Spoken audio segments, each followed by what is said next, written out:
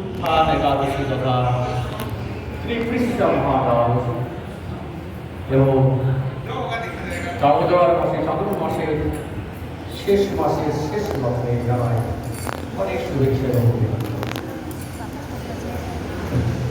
গতকাল অনেক ভক্ত মন্দিরে এসেছিলেন যারা একাদশী ব্রত পালন। প্রশ্ন হচ্ছে একাদশী করবো কেন, দ্বিতীয় হচ্ছে একাদশী করলে কোন একাদশী করবো, একাদশী করলে কি হবে, না করলে কি হবে, এই প্রশ্নগুলো। একাদশী করবো কেন, একাদশী যদি আমরা না করি তাহলে পিতৃহত্যা, মাতৃহত্যা, গুরুহত্যা, ভাতৃহত্যা যে পাপ, সে পাপ আমাদের লাগবে। কোথায় বলছে? শাস্ত্রে বলছে। এখন কোন একাদশী করবো,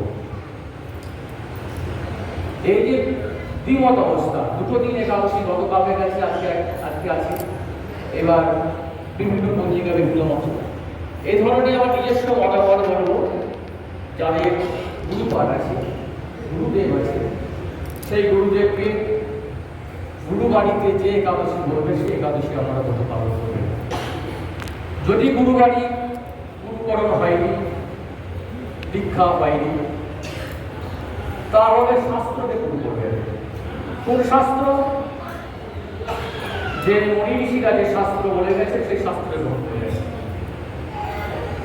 সেই শাস্ত্রে কি বলছে সেটা কিন্তু অবশ্যই দেখবেন, শাস্ত্রকে গ্রহণ করবেন। একাদশী মাস কি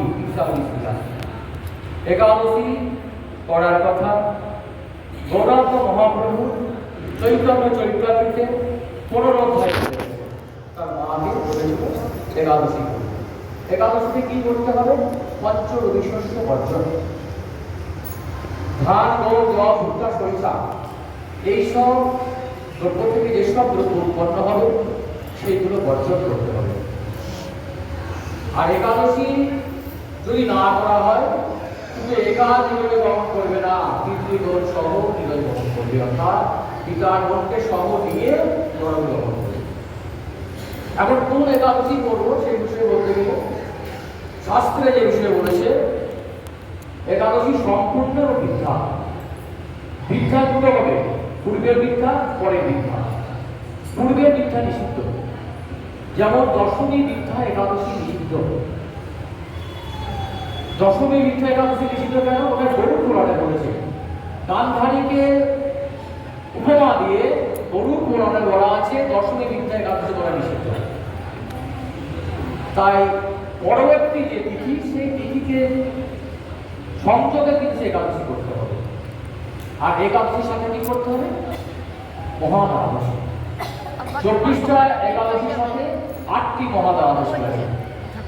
সেই 8টি মহাদ্বাদশী যখন উপস্থিত হয়, প্রবন্ধে সুখের শাস্ত্রের কথা, 8টি মহাদ্বাদশী যখন উপস্থিত হয়, একাদশী যখন মহাদ্বাদশীতে মিলিত হয়ে যায়, তাই সেই একাদশী না করে দ্বাদশী করতে হবে। যে দ্বাদশী করলে মহাদ্বাদশী ব্রত পালন করা হবে এবং একাদশী ব্রত পালন করা হবে।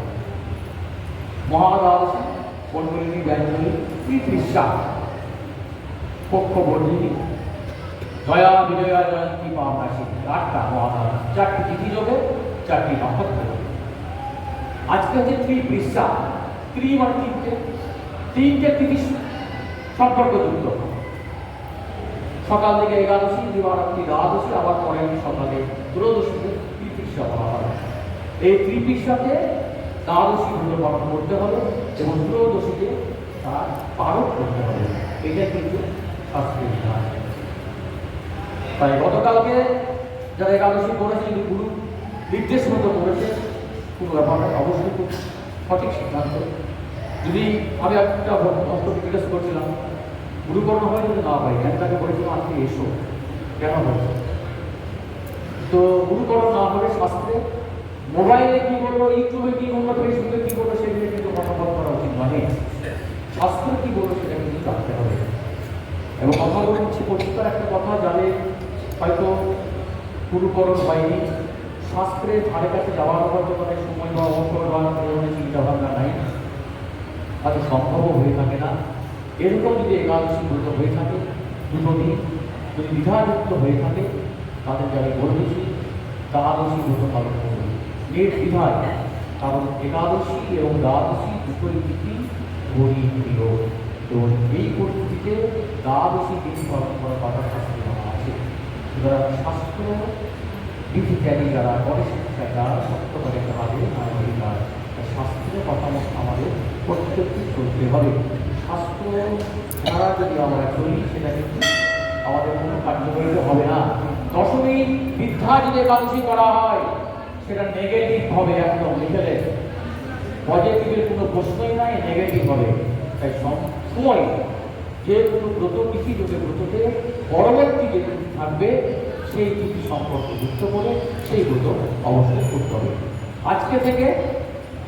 আজকে থেকে আমাদের বিশ্ব পঞ্চব্রত দিন প্রয়োগ দুদিন 3 দিনে যদি দামোদর মাসের মধ্যে যদি তার এই দামোদর মাসে যদি তার বিদ্যা এবং যেসব নিয়ম আছে কিছুটা পালন করা হয় তাহলে কিন্তু অনেক অনেক লাভ।